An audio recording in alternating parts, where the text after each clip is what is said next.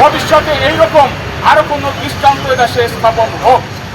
আমি চাই এই প্রধান বিচারপতির মাধ্যমেই আমাদের বাক স্বাধীনতা, আমাদের লেখার স্বাধীনতা, আমাদের বলার স্বাধীনতা আরো সুদৃঢ় হবে, সেই ব্যবস্থা উনি করে দেবেন, এটা আমরা আশাবাদ ব্যক্ত করি।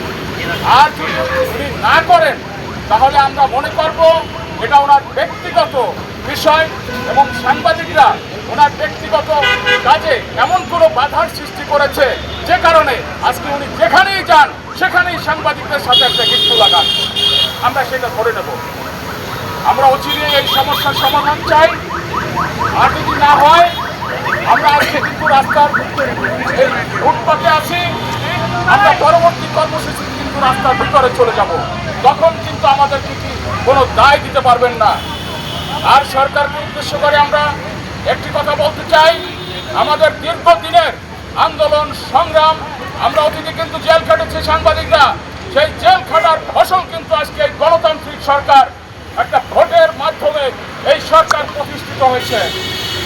আমরা চাই এই সরকারের আমলে আমাদের বাক স্বাধীনতা, আমাদের লেখার স্বাধীনতা, আমাদের বলার স্বাধীনতা আরো সুদৃঢ় হবে। সেখানে যদি প্রধান বিচারপতির সাথে বর্তমান সরকারের আলোচনা করতে হয় তাহলে সরকার এই প্রধান বিচারপতির সাথে আলোচনা করবেন। আমাদের সাংবাদিকদের কাজে যেন কোনো ব্যাঘাত সৃষ্টি না হয় সেই ব্যবস্থা এই সরকার করবেন।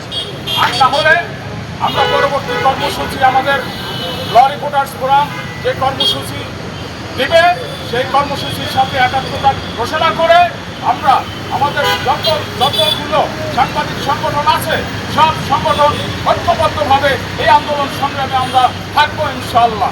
ধন্যবাদ সবাইকে।